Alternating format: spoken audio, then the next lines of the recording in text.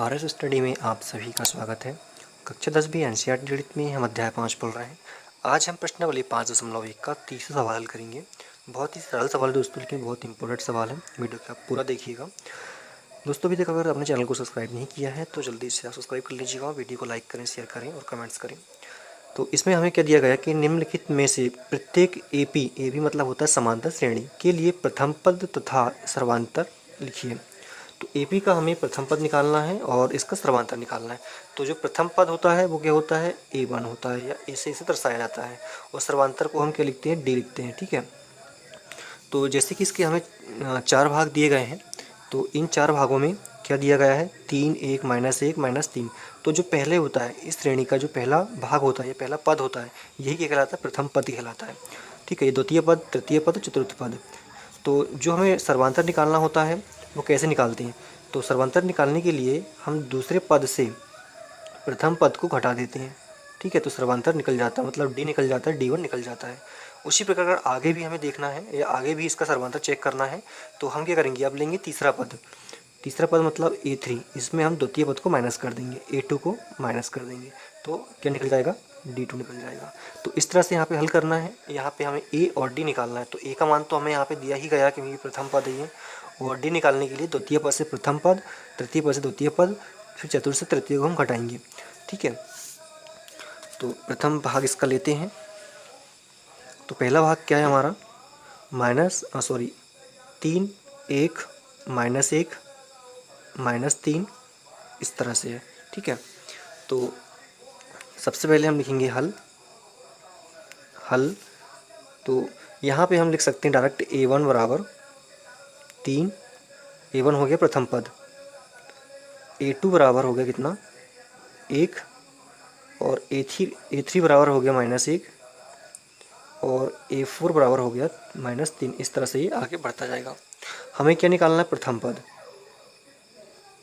प्रथम पद डायरेक्ट यहाँ पे दिया A1 मतलब 3। ठीक है।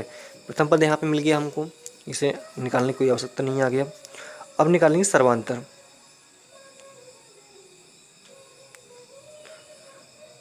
सर्वांतर मतलब D।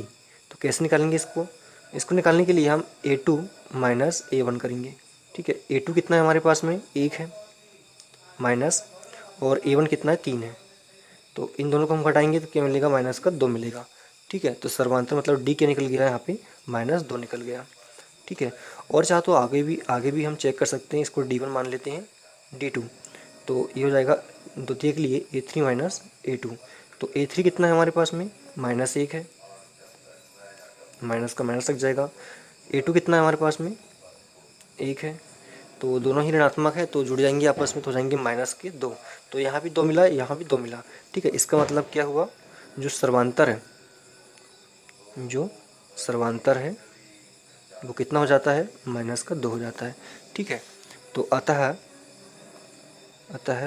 A1 बराबर हो जाएगा यहाँ पे कितना, 3, और D बराबर हो जाएगा -2। तो इस तरह से इसको हल करना है। ठीक है। बहुत ही सिंपल है, बहुत ही सरल है। और इसका द्वितीय भाग है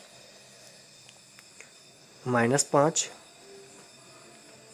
-1, 3, 7, डैश डैश। हल, यहाँ हम लिख सकते हैं कि दिया है, ये भी हम लिख सकते हैं, दिया है कि A1 बराबर, A1 में प्रथम पद हो जाएगा -5, फिर A2 बराबर हो जाएगा -1, A3 हो जाएगा। तो दिया है A1 बराबर -5, A2 मतलब द्वितीय पद क्या, -1, तृतीय पद जिसको हम A3 मानेंगे 3 है, फिर चतुर्थ पद मतलब A4 कितना, 7 है, फिर डैश डैश आगे तक लिख सकते हैं। तो जो प्रथम पद इसका ये हमको यहाँ पे मिल गया -5। अब इसका सर्वांतर निकालते हैं। ठीक है। तो जो सर्वांतर है वो क्या हो जाएगा, सर्वांतर D मतलब A2 माइनस A1। तो A2 का मान कितना है हमारे पास में, -1 है, माइनस लगा देंगे यहाँ पे। उसके बाद में A1 का मान कितना है, -5 है। ठीक है। तो ये हो जाएंगे -1, माइनस माइनस मिलकर हो जाएगा प्लस, ये हो जाएगा 5। ये दोनों आपस में घट जाएंगे, क्या बचेगा, या 4 बचेगा यहाँ पे। ठीक है। सर्वांतर मतलब D कितना मिला हमें यहाँ पे, 4 मिला। तो हम लिख सकते हैं अतः समांतर श्रेणी मतलब AP का प्रथम पद कितना है, -5 है, और सर्वांतर कितना हो जाएगा, यहाँ पे 4 हो जाएगा। ठीक है, यही हमारा आंसर है। अब इसका अगला भाग है, तो इसका तीसरा भाग हमें दिया है 1/3, 5/3, 9/3, 13/3। तो हल डाल के हमें लिखना है कि दिया है, देखिए यहाँ पे A1 जो प्रथम पद होगा, जैसे हमने पहले डिस्कस किया, A1, A2, A3, A4 ये सारे प्रथम पद होती है, पद तीसरा चौथा पद है। ठीक है, तो इस श्रेणी का जो A1 है ये प्रथम पद है, तो जो प्रथम पद होगा वो क्या जाएगा, प्रथम पद, ये जाएगा 1/3। ठीक है, अब हमें यहाँ पे निकालना सर्वांतर। तो सर्वांतर निकालने के लिए क्या लगाते हैं हम, A2 माइनस A1 लगाते हैं। तो A2 का मान कितना है हमारे पास में, 5/3, माइनस A1 का मान कितना है, 1/3 है। ठीक है, तो इन दोनों का हम एलसीएम निकालेंगे, या फिर अगर दोनों के हर समान होते हैं तो डायरेक्ट यहाँ जो ऊपर संख्या लिखी होती है उसको हम जैसे का वैसे लिख देते हैं, इसमें कोई परिवर्तन नहीं होता है। जब 5 से हम 1 को हटाएंगे तो क्या बचेगा, 4 बचेगा, और नीचे 3। तो जो सर्वांतर है वो क्या निकल आया हमारा, सर्वांतर को डी से दर्शाते हैं 4/3।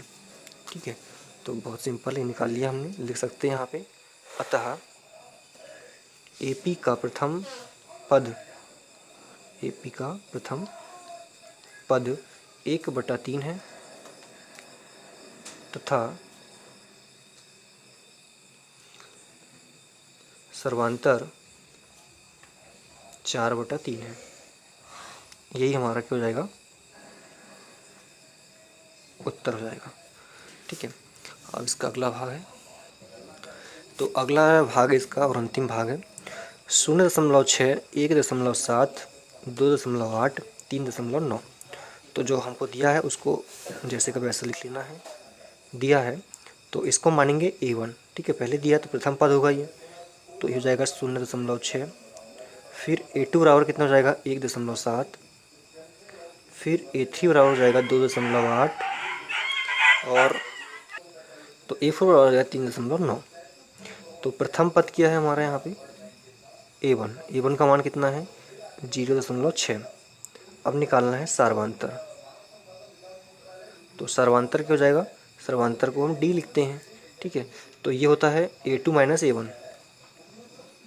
A2 का मान कितना है हमारे पास में, 1.7, ऋण A1 का मान कितना है, 0.6। तो इन दोनों को हम घटा लेंगे अब। तो 7 से 6 गया तो 1 बचेगा, दशमलव के नीचे दशमलव जाएगा। फिर यहाँ पे 1 है, यहाँ पे 0 है, इसका मतलब यहाँ पे 1 आ जाएगा। ठीक है, तो इसका जो सर्वांतर है, तो सर्वांतर क्या आएगा, 1.1। तो लिख सकते हैं अतः AP का प्रथम पद क्या हो जाएगा, 0.6, तथा D, या इसको कोष्टक में सर्वांतर भी लिख सकते हैं। सर्वांतर कितना हो जाएगा, सर्वांतर हमारा 1.1, और यही हमारा क्या है, उत्तर है।